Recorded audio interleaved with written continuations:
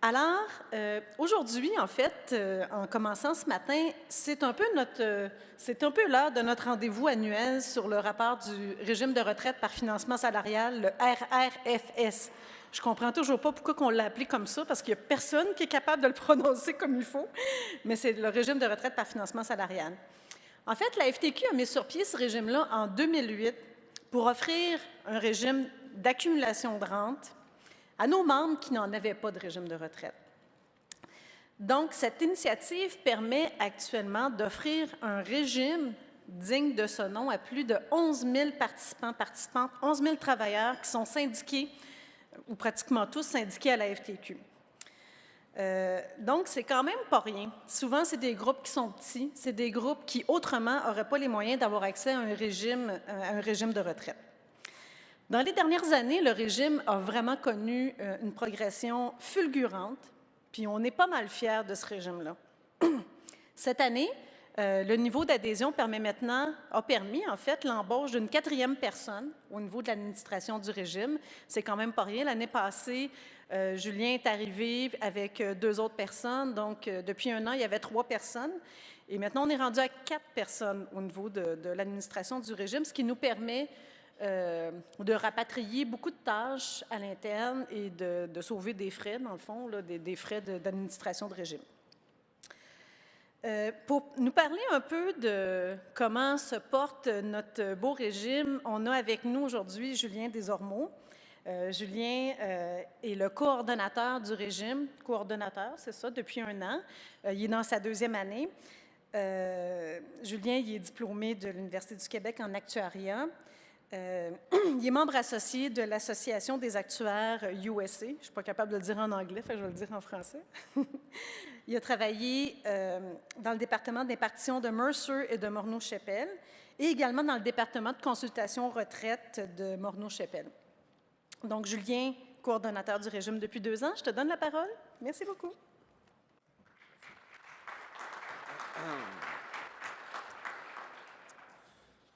Bonjour tout le monde, bon matin. Merci Marie-Josée encore une fois de nous laisser la place pour présenter le RRFS là, dans le cadre du séminaire sur la retraite de la FTQ. Donc pour commencer, peut-être un petit rappel là, de c'est quoi le RRFS. Je cherche mes... merci. Donc, le RRFS FTQ, les lettres régime de retraite par financement salarial de la FTQ. Il y en a plusieurs au Québec, mais celui de la FTQ est le plus important là, en nombre de participants. Il est en vigueur depuis le 1er juin 2008. À l'époque, il y avait quelques centaines de participants. Puis aujourd'hui, avec les régimes là, qui sont en cours d'adhésion, on parle de près de 11 000 participants au régime. En fait, les groupes qui participent à notre régime sont de tout secteur là, sous juridiction provinciale. C'est un régime à prestations déterminées, je pense qu'on a le droit de le dire. C'est une rente qui est promise en échange de cotisations, puis qui ne peut être réduite. Là, donc, c'est fait. Régime multi-employeur, donc 175 groupes, 120 employeurs au 31 janvier 2017. C'est un régime qui est encore en pleine croissance. Alain Poirier, président du comité de retraite, là, rencontre là, beaucoup de groupes qui sont intéressés à joindre le régime. Là, donc, c'est très prometteur pour la suite des choses. Et donc, effectivement, en gros, c'est un régime à prestations déterminées. On continue. Le niveau de rente, dans le fond, dans le RRFS FTQ, et l'âge de la retraite sans réduction. Donc, c'est un choix qui est fait par chacun des groupes qui adhèrent au RRFS. Évidemment, là, le coût normal, le coût pour financer là, cette rente-là, là, en fonction du taux de rente ou de l'âge de retraite sans réduction, va varier. C'est un régime de type carrière, salaire carrière, ou encore là, un régime de type forfaitaire. Là. Donc, on a des groupes là, qui cotisent là, justement en pourcentage fixe du salaire admissible et donc qui ont une rente là, en fonction du salaire également. Sinon, il y a l'option là, de cotisation forfaitaire. Ça, c'est par exemple là, 2 $ de l'heure travaillée, là, puis en échange d'une rente là, qui est calculé également là, en dollars par heure travaillée. C'est pas permis dans un RFS d'avoir des bénéfices ou des prestations de type salaire final. C'est une des caractéristiques, là, non seulement du RFS de FTQ, mais de tous les RRFS. Ça permet de limiter, dans le fond, là, si on veut, les risques. C'est une marge de sécurité. Puis, dans le fond, là, je dirais la principale caractéristique du RRFS, c'est qu'on est venu un peu inverser les rôles. Habituellement, dans un régime PD traditionnel, c'était la cotisation salariale qui était fixe et connue à l'avance. Puis l'employeur, là, suite à une nouvelle évaluation actuarielle, devait ajuster ses cotisations là, en fonction là, du nouveau coût normal calculé par les actuaires, ou encore devait verser des cotisations là, pour des déficits de capitalisation ou de solvabilité. Donc, dans le cas du RRFS, c'est vraiment la cotisation de l'employeur est négociée, est fixe, est écrite dans la convention collective ou dans la lettre d'entente. Puis, c'est la cotisation salariale, dans le fond, qui va varier là, suite à une nouvelle évaluation actuarielle, là, en fonction de l'évolution du coût normal ou encore là, suite là, à un déficit.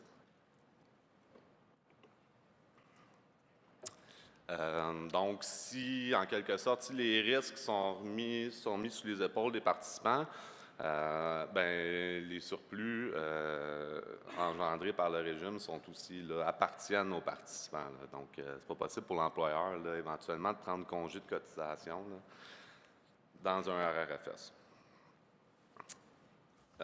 Donc, ce type de régime-là a été mis en place, comme Marc-Josée l'expliquait, suite à la fermeture de bon nombre de régimes à prestations déterminées. Le FTQ là, et certains syndicats affiliés là, ont travaillé fort pour réfléchir à une façon de continuer à avoir des régimes à prestations déterminées pour leurs membres. Puis, donc, est venue l'idée du RRFS. Évidemment, on ne veut pas répéter dans un RRFS les mêmes erreurs qu'il y a eu dans le passé, c'est-à-dire de sous-financer le régime ou d'être pas prêt à affronter là, des rendements épouvantables sur les marchés. Là. Donc, comment ça fonctionne dans le RRFS? C'est que dans le coût normal, ou dans la cotisation qui est calculée par les actuaires, on a le coût de la rente. Donc, ça, c'est le calcul actuariel en fonction là, de la démographie du régime, puis des hypothèses de rendement à long terme et des hypothèses de mortalité, etc.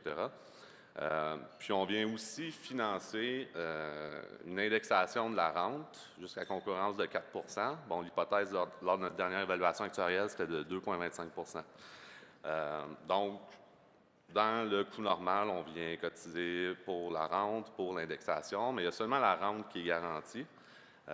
Donc, le financement de l'indexation, si on veut, c'est un coussin, un super coussin qui permet, dans le fond, et qui va permettre dans le futur, là, lorsqu'on aura des rendements moins intéressants, parce que ça va arriver, là, ça va permettre d'absorber le coût puis de ne pas avoir à verser là, des cotisations là, pour des déficits là, en solvabilité ou autres, là, en capitalisation.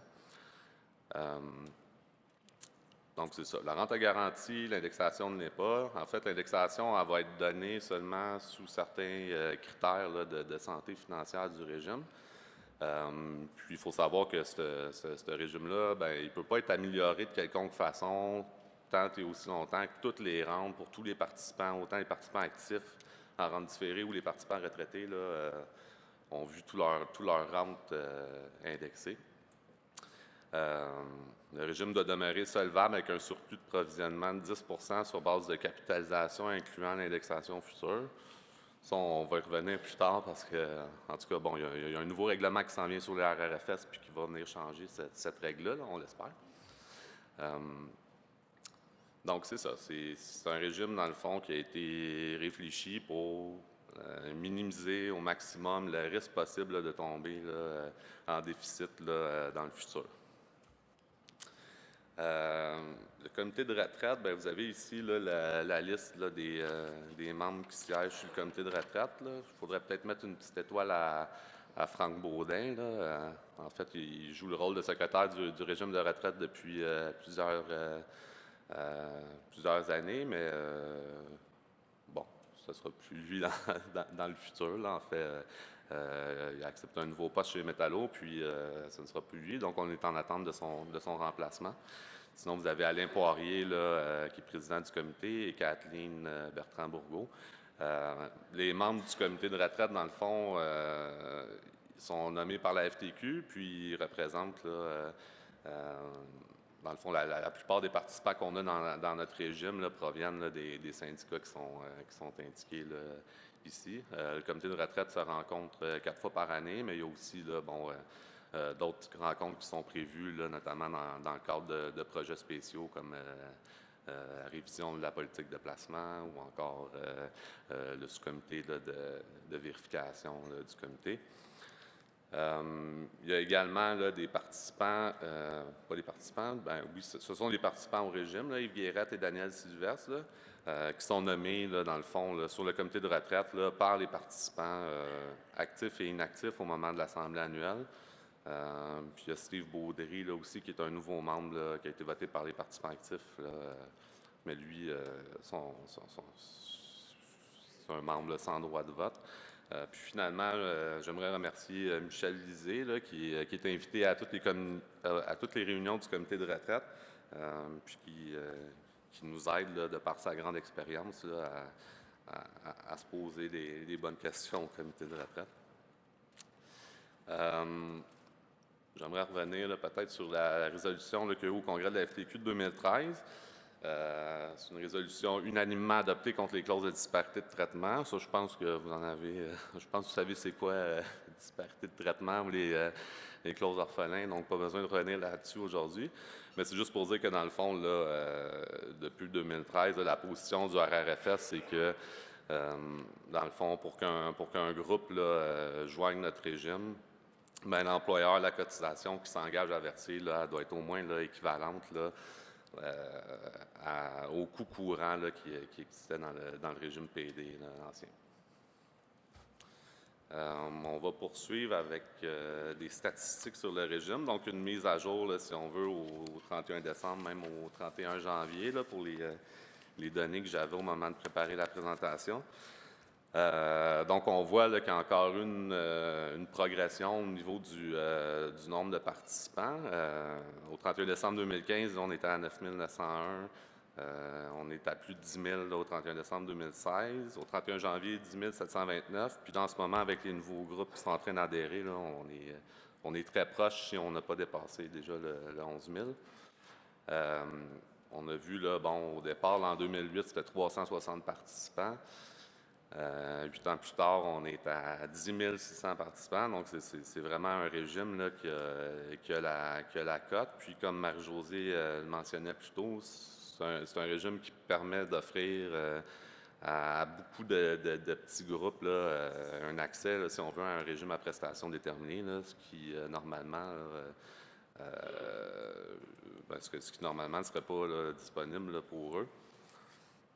On a la répartition ensuite là, de nos participants là, selon la provenance là, sous quel syndicat ils viennent. Donc, sont triés en ordre, dans le fond, là, selon la participation totale. Là. Donc, on voit Unifor là, avec 50 groupes et 4 246, là, c'est le participant total. C'est le syndicat le plus représenté là, au RRFS. Si on continue, S800, ça c'est dans le fond 13 groupes qui ont adhéré au 1er janvier 2014, qui proviennent là, principalement des usines de vêtements là, pour hommes à Montréal. Ensuite, bon, Métallo, SCFP, on a aussi, comme Marie-Josée le disait, là, des groupes de non-syndiqués. C'est souvent des participants, dans le fond, là, les employés là, de sections locales ou encore les employés du RRFS-FTQ. Nous, on a adhéré au régime. Puis sinon, on a les cadres de certaines municipalités, donc pour lesquels on a les participants là, syndiqués là, également dans le régime. Ensuite, si on continue, là, bon, on a le SPQ, SEPB, on a 3 nouveaux groupes là, depuis 2016. C'est 3 concessionnaires du Saguenay, sous le nouveau syndicat UOSQ. Ensuite, IMTA, les TUAC, Teamsters et l'AESQ. Bref, c'est 120 employeurs différents. Puis on voit que c'est un régime là, qui est très peu mature. Là. On a 94% des participants qui sont des participants actifs. On voit aussi là, que, bon, dépendamment du syndicat, dépendamment des groupes, là, on n'a pas des groupes de même grosseur. Là. Si on regarde par exemple US 800, ben, en moyenne, nos groupes là, syndiqués chez US 800 ont 227 participants, tandis que nos groupes de non-syndiqués là, sont plutôt autour là, en moyenne 6 participants par groupe.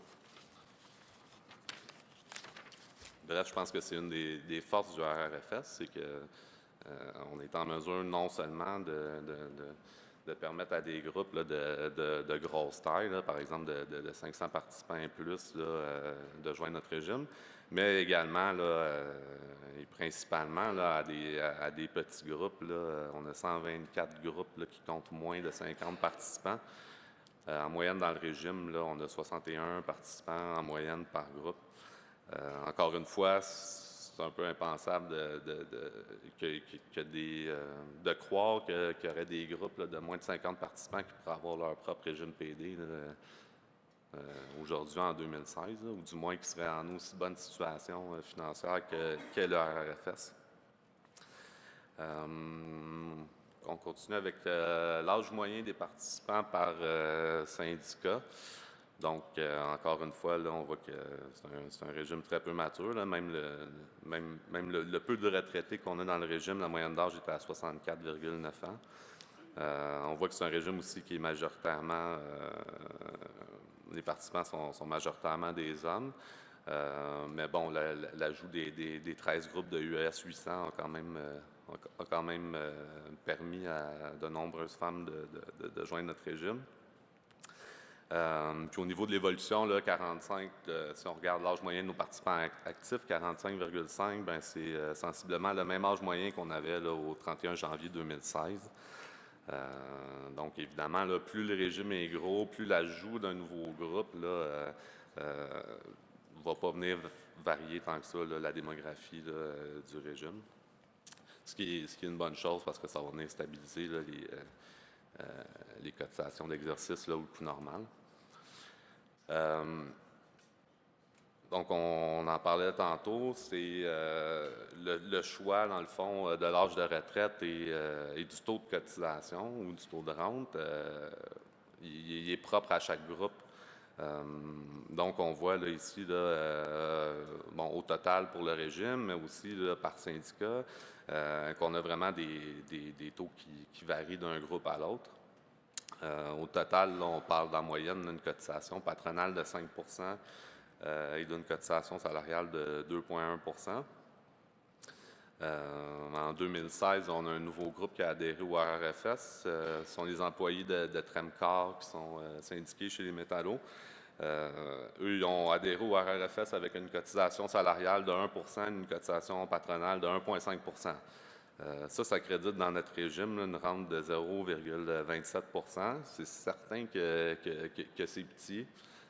Comparé bon, au gros régime PD. Là, mais il faut savoir que ces employés-là, avant, il n'y avait strictement rien d'offert par l'employeur pour épargner pour la retraite. Là, dans le fond, ils rentrent dans le régime avec des petites cotisations, un petit niveau de rente. On espère que, dans le fond, dans le futur, on espère que ça va ouvrir la place à une hausse des taux de cotisation, là, et donc à une hausse là, de la rente créditée. Donc, dans le régime, on a, dans le fond, c'est ça, ça va d'une cotisation totale salariale patronale de 2,5 jusqu'à 18,2 des groupes là, qui cotisent. Là, puis à 18,2 dans le fond, on vient chercher là, la rente là, de 2 du salaire. Si l'évolution de la participation est impressionnante, celle de l'actif dans la caisse également. À notre dernière évaluation, au 31 décembre 2013, il y avait 37 millions d'actifs. On voit au 28 février, pas loin de 130 millions. Puis, à la fermeture des marchés boursiers hier, là, la Caisse était évaluée à 130 400 000. Là, donc, c'est clairement un régime qui est en croissance et clairement, les niveaux d'actifs qu'on atteint et qu'on va atteindre là, dans un futur proche là, vont permettre là, certainement encore une fois, là, de bénéficier d'économies de frais là, pour le régime. Puis, quand on parle d'économies de frais pour le régime, ben, on dit plus d'argent pour les participants, plus d'argent pour indexer les rentes, moins de risques de tomber en déficit, etc. Nos fournisseurs de services, gestionnaires de portefeuille, gardiens de valeur, c'est SSQ, Investissement et Retraite. Nous, dans le fond, la Caisse est investie là, dans les fonds SSQ sur la plateforme des SSQ. L'actuaire du régime, les services actuariels SAI. L'administrateur externe, encore une fois, les services actuariels SAI. Donc, comme Marie-Josée le disait là, d'entrée de jeu, le régime jusqu'au 31 décembre 2015 était administré là, entièrement par les services actuariels SAI. Puis depuis janvier 2016, bon, on a une équipe à l'interne. On était 3 là, à exécuter la majorité des travaux administratifs. Puis là, dans le fond, là, avec notre toute dernière embauche, là, on est en mesure là, de rapatrier la très grande majorité des travaux administratifs. Là. Donc, encore une fois, là, ça va permettre là, des économies de frais d'administration très importantes pour le régime et donc c'est un plus pour les participants. Nos auditeurs là, des états financiers, c'est Deloitte.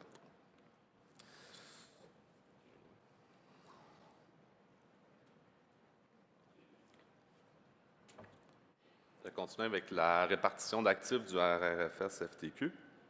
On est investi là, 40 en obligations, 25 en actions canadiennes, 20 en actions américaines et 15 en actions internationales. La petite différence là, par rapport à notre répartition, là, si on regarde par rapport à l'année dernière, c'est que au 1er octobre 2016, on est venu un peu, là, en fait, on est venu changer là, de gestionnaire là, au niveau de nos actions canadiennes. On a introduit le gestionnaire Triasima, puis on a revu aussi là, la répartition 12,25 entre Charles Key Fraser et Triasima. C'est ça. C'est une caisse, encore une fois, comme je disais, c'est un régime qui est peu mature. C'est une répartition bon, là, qui avait été déterminée là, initialement là, avec les actuaires du régime. Puis, comme on va voir sur la prochaine acétate, je crois, là, on a connu des bons rendements avec cette répartition-là. C'est certain là, que SSQ vient faire rapport là, à chaque comité de retraite, aux membres du comité de retraite là, de la performance, si on veut, des gestionnaires de fonds. Là. Puis c'est certain que c'est quelque chose qui est suivi de près par les membres du comité de retraite. Là. Encore une fois, le but, c'est de payer le moins de frais possible, puis d'avoir les meilleurs rendements, puis d'avoir la meilleure santé financière pour le régime. Donc, si on regarde les rendements bruts là, historiques du RRFS depuis le commencement, ben, on a eu effectivement là, des bons rendements, là, notamment en 2013, 2014, 16,5 et 12,1 en 2015-2016, malgré là, des rendements assez volatiles là, sur la plupart des classes d'actifs, ben, on a réussi quand même à battre, si on veut, là, notre espérance de rendement là, utilisée pour l'évaluation actuarielle. Donc, c'est prometteur pour notre prochaine évaluation actuarielle qui va se faire au 31 décembre 2016. Puis, peut-être juste pour faire une petite mise à jour, en 2017, on a commencé l'année un peu timidement avec un rendement de 0 en janvier. On a mieux fait là, avec 1,8 de rendement là, en 2017, là, ce qui explique là, donc, aussi la diapositive là, sur l'évolution de l'actif de la Caisse, là, les bons rendements. Donc, depuis la création du régime, on parle d'un rendement annuel moyen de 8,2 . Notre dernière évaluation actuarielle a été faite au 31 décembre 2013. À ce moment-là, on avait dû réviser là, les hypothèses actuarielles, là, dont l'adoption de la nouvelle table de mortalité. On était venu réduire là, l'espérance de rendement, encore une fois, là, un peu pour se protéger là, contre d'éventuels rendements négatifs, là.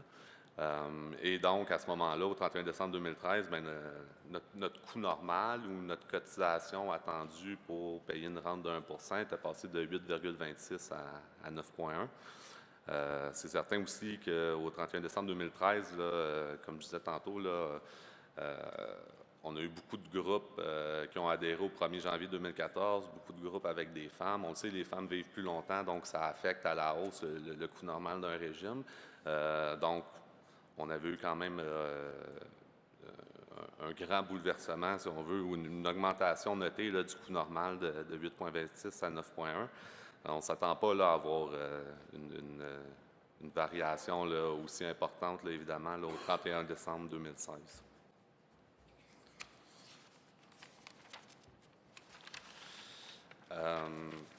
Donc, au 31 décembre 2013, la santé financière du régime respectait les critères pour permettre l'indexation des rentes. Donc, à ce moment-là, on est venu indexer là, toutes les rentes créditées dans le régime pour tous les participants depuis le début du régime, là. Donc, toutes les rentes de 2008 à 2012 là, ont été indexées. On voit ici dans le tableau un peu le fonctionnement, là. Le participant qui avait accumulé un crédit de rente de 100 en 2012, bien là, en l'indexant au coût de la vie, ça valait 100,90 en 2013. Puis pour celui, dans le fond, le 100 qui avait été là, accumulé en 2008, ben ça valait, là, suite à l'indexation, 107,82. Est-ce que j'aurais plus là? OK. Donc, c'est ça. Nous, les ratios actuariels, c'est quelque chose qui est calculé par nos actuaires à chaque mois. Puis on en fait le suivi aussi de son évolution. On voit là, au niveau là, de la capitalisation, là, autant sans indexation qu'avec indexation. Je vais expliquer la différence très, très rapidement. On est en très bonne situation là, financière. La capitalisation sans indexation, dans le fond, c'est combien d'argent il y a dans la caisse pour payer toutes les rentes promises dans le futur. Donc, pour chaque dollar de rente qui est promis, au 31 décembre 2016, on avait 1 dollar et presque 90 sous là, pour payer cette rente-là.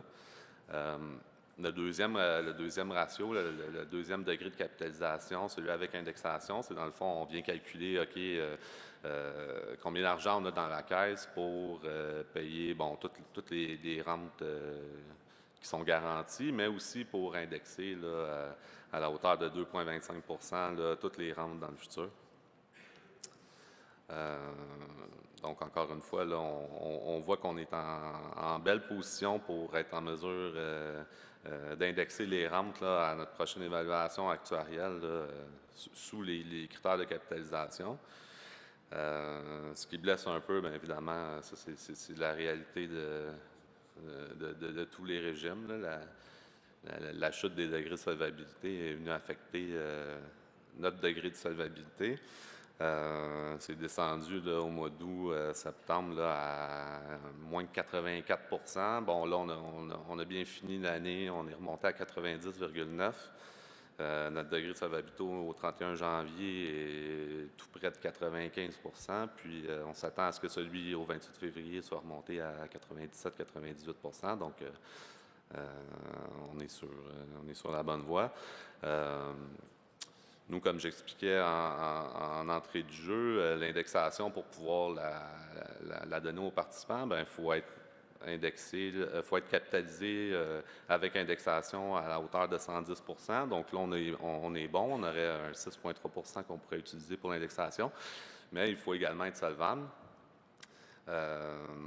Ça, c'est les règles actuelles là, des RRFS. Nous, on attend impatiemment le nouveau règlement sur les RRFS FTQ, sur les RRFS et qui va affecter le RRFS de FTQ. Et donc, on s'attend là, à ce que le devoir là, de financer un déficit de solvabilité, là, il soit également là, enlevé au RRFS, là, comme à tous les autres régimes privés au Québec. Là. Donc, on attend impatiemment ce règlement-là, puis on se met sur l'évaluation actuarielle, puis on devrait être en mesure d'indexer encore une fois là, les rentes à nos participants. Donc, ça met fin à ma présentation. Je vous invite à consulter notre site Internet. On a également une page Facebook si vous voulez suivre là, les nouvelles du régime. Puis on a également une vidéo sur YouTube qui explique très bien là, le fonctionnement là, du RRFS de FTQ, là, comment les rentes sont créditées, comment l'indexation est octroyée, etc. Puis, si vous avez des questions, ben, il y a l'adresse courriel du RRFS. Vous pouvez m'écrire, puis ça va me faire un plaisir de vous répondre. Donc, merci beaucoup.